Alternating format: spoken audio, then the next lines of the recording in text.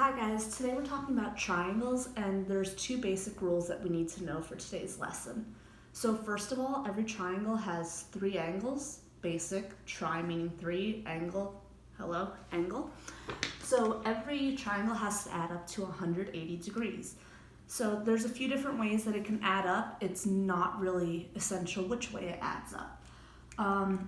You might see a triangle that looks like this and has a right angle. A right angle means 90 degrees.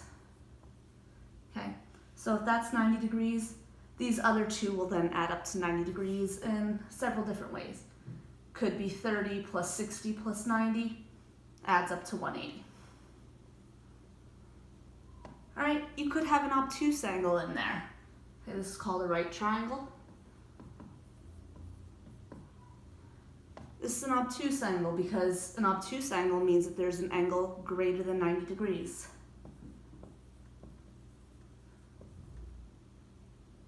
Okay, I would take a protractor to measure something like this.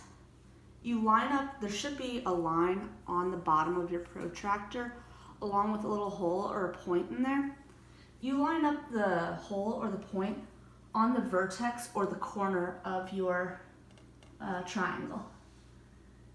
You line it up and you follow that line, and I can see that this angle is about 115 degrees. And I do that for each side.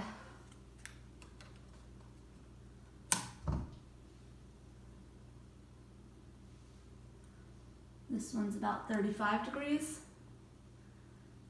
Now, for this last angle, I don't have to do that again. The shortcut for how I could do it is I could say, since all triangles have 180 degrees, I could say what's 180 minus 115 minus 35. Some of you guys may go ahead and add these two up in your head. 115 plus 35 is 150. So 180 minus 150, that's 30 degrees. Okay, so an obtuse triangle has one obtuse angle and two acute.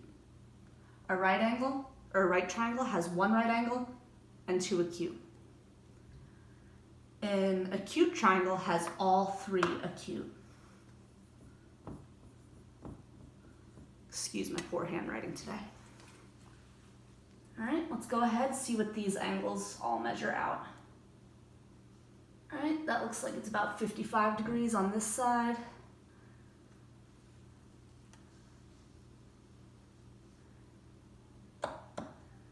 Follow this out. This side's about 45 degrees.